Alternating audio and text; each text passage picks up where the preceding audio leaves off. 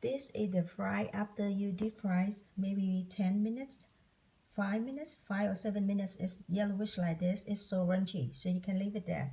Now I show you how to mix the meat. The meat, you get any kind from the meat, but this one I use chicken. And I take all of the fat out.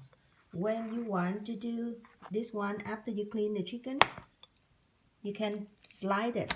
Take like this, and you take the sharp knife to cut slice very thin. If you do very thin and the meat when you serve it to the soup is so soft and juicy, you leave like this and take the sharp knife to cut, slide it, slide it, slide it, look like this. Very thin, okay? So now after this is the chicken. After I slide it, I add some of the black pepper in there. A little bit salt, not much. A little bit powder. You just like this, not much. And after that you mix together. But you don't forget sesame oil. I forgot to make it, but I will show you. It is sesame oil. Again, it is from Japan. I love the products in Japan. Okay, so that's why you add a little bit sesame oil on there.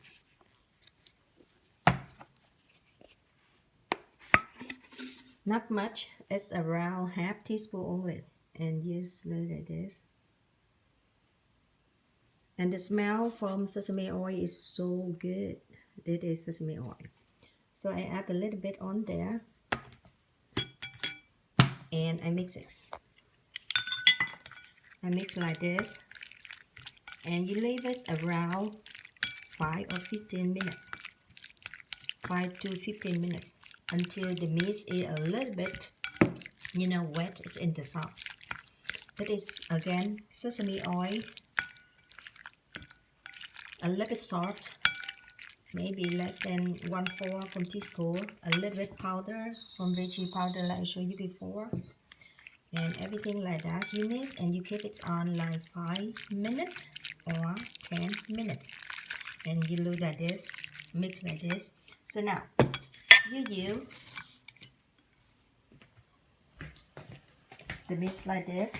You take a separate small cooker and you put water in there. After that, when you see that the water a little bit boiling, and you put the chicken in.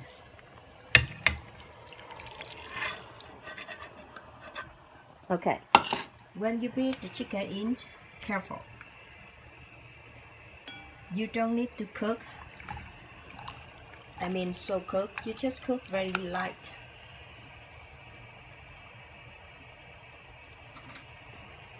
Like you cook like this until you see the chicken is change the color.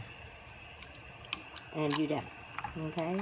So now you look at this. It's not really cooked. But you look at this, the color is changed. When you see the color become white, you turn off the stove.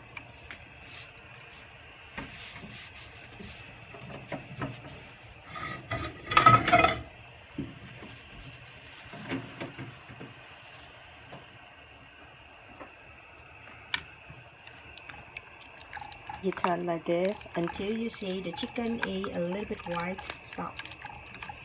That means turn off the stove. You know why? Because later you put in the soup, so that's why you don't need to really cook here. Just some kind for the meat is soft and white. You see that's the color change.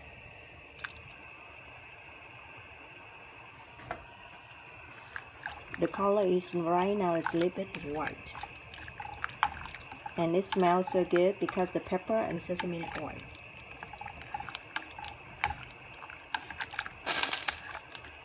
Now you can see the chicken right now is white. And you can turn off the stove. It changed the color. Not really cooked, but it changed the color, look like white. Before it's a little bit brown. Okay, so after you do that, take everything out.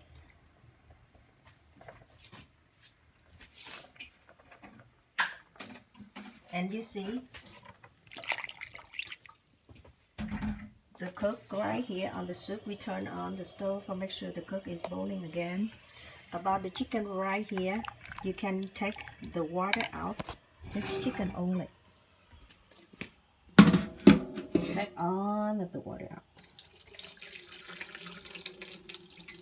Left the chicken only.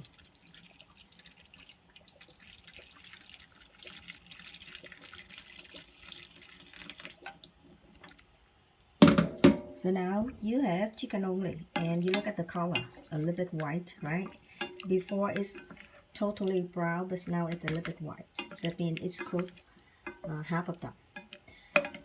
You take the chicken, put in the soup at that time. Chicken only. And you take on the chicken to the soup.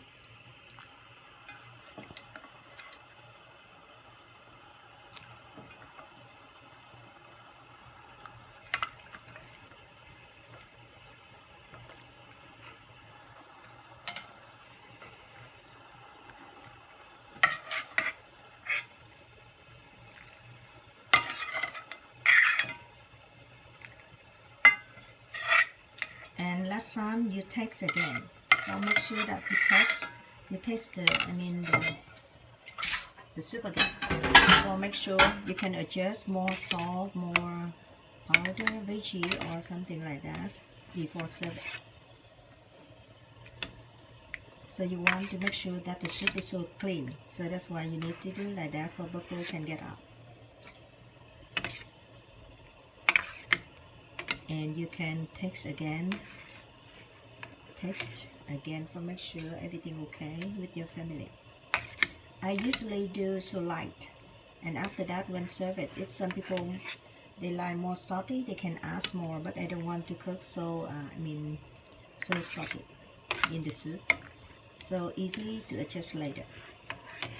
So now if you serve it, you take the soup with a little bit chicken with carrot, and after that no peas. Add more cilantro and green onion on the top. You have the very good soup when you serve it. So now you wait until the soup boiling again, and you taste one more time for make sure everything okay.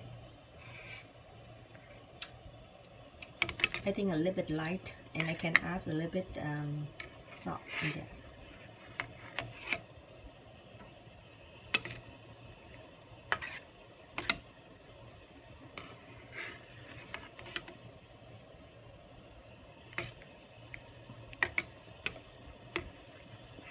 When you serve, it depends on the seafood you like. You can steam the seafood, shrimp, scallop, squeeze, oyster.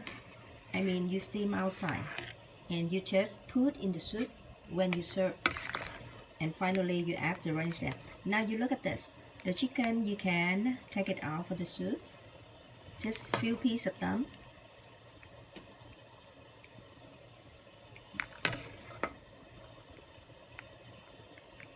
With the chicken, and after that you take the rice after you fry this, and you can take this to the soup. It's so delicious. I take few of them only because if some people need more, they can ask more, but I don't want to take a lot in the soup. Serve it. Okay, like this, and you're done with the soup. So now when you serve, you can bring in the table for this soup like this. Right there. This is the soup when you're done. So now you can take this any kind of the seafood. After you steam this, you can take it out. Right there, right there, right there. If you like more piece, you can put more, but I don't think you need more anyway. Rice. After you fry this, you put on the top like this. Like this. It's so good. Like this. And something like this. Okay. And finally, you put cilantro and green onion on the top one. So now, a little bit pepper. So you have very good Sizzling rice soup. I hope you can do at home. And everything I show you is by my friends because they email me and they ask me to do one more time with the English version. So that's why I try the best to show you today. I can do, you can do. But the rice soup is the one I think is very good for all of the people, from the young one or for the couple people or the senior people also. However, this one, the fried rice, when you dip like this, is so crunchy. I can cut, you can hear. You see that?